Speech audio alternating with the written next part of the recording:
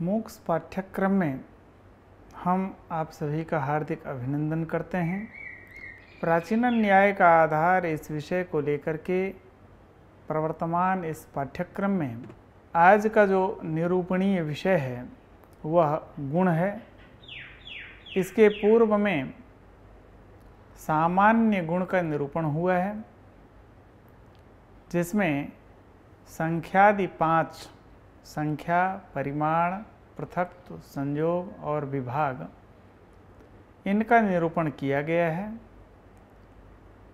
इन संख्यादि 5 के साधर्म्य का भी निरूपण किया गया है।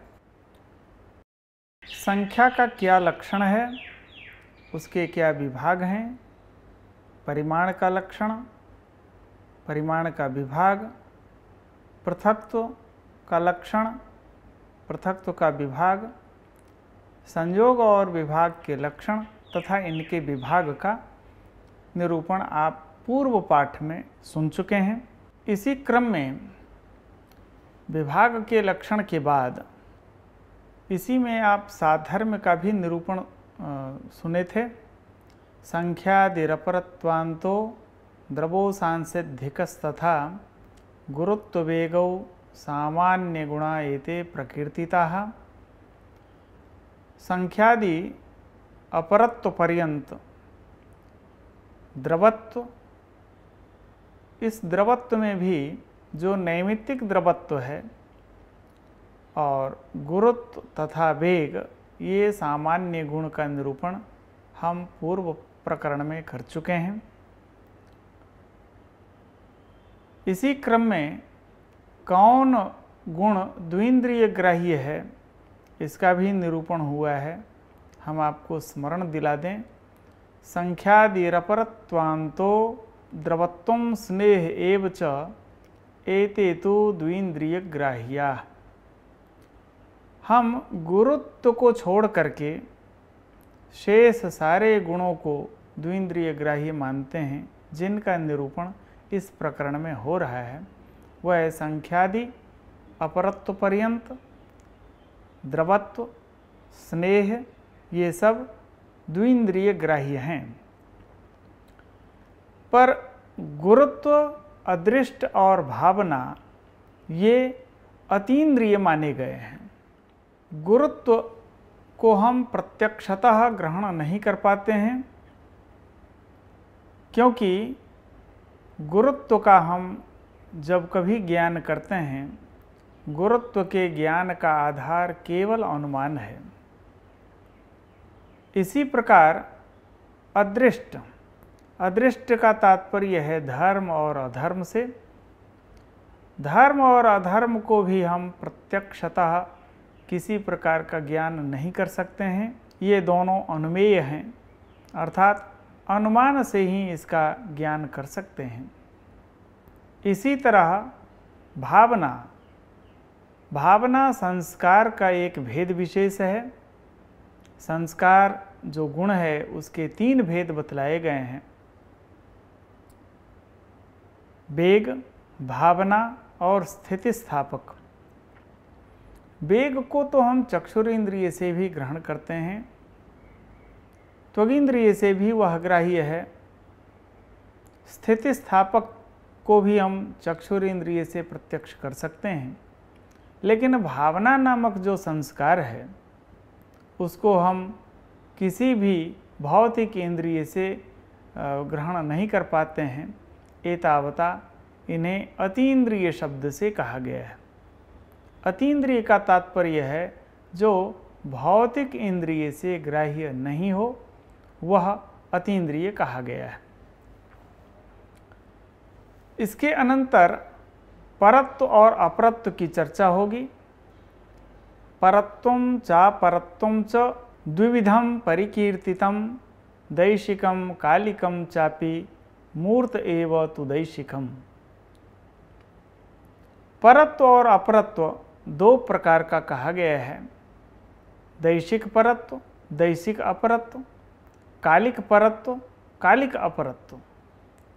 और यह परत्व और अपरत्व की बुद्धि, इसका जो ज्ञान होगा वह मूर्त के लिए होगा और दैशिक परत्व अपरत्व का ज्ञान हम मूर्त मात्र में कर सकते हैं।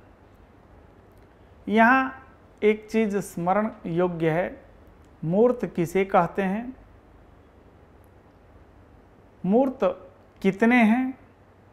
तो भूत और मूर्त ये दोनों मिलते जुलते शब्द हैं, कभी भ्रम होता है।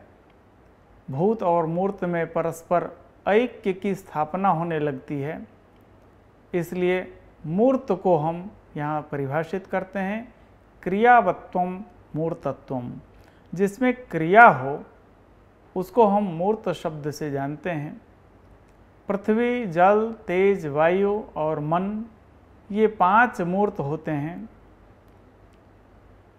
तो इनमें हम परत्व अपरत्व का व्यवहार मूर्त में करते हैं। परत्वम मूर्त संयोग भूयस्त्व ज्ञान तो भवेत। यह परत्व की बुद्धि कहाँ होती है? तो मूर्त संयोग का जहाँ भूयस्त्व ज्ञान हो, अनेक मूर्त संयोग हो जाए, तब जा कर के इसमें परत्व का ज्ञान होता है। और अपरत्व का ज्ञान अपरत्वम तदल्पत्व बुद्धितः स्यादिति ऋतम। जो अल्पत्व बुद्धि हो वहाँ पर अपरत्व की बुद्धि होती है।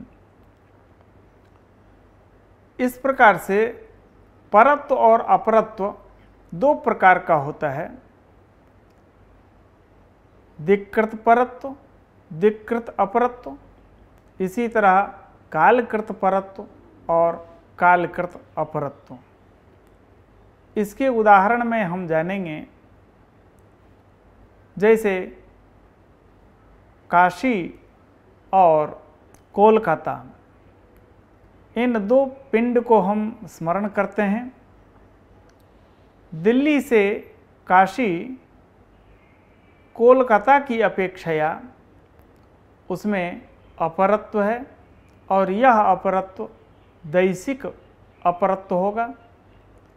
इसी तरह दिल्ली से काशी की अपेक्षया कोलकाता में परत्व है, यह दैशिक परत्व कोलकाता में है। इसी प्रकार कालकृत परत्व और कालकृत अपरत्व का भी उदाहरण इस प्रकार से जानना चाहिए। कोई बालक 10 वर्ष का है और कोई 15 वर्ष का है,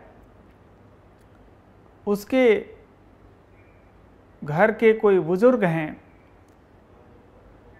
छोटे का नाम श्याम है, बड़े का नाम राम है, तो राम की अपेक्षया श्याम में अपरत्व है, अर्थात कालकृत अपरत्व श्याम में है।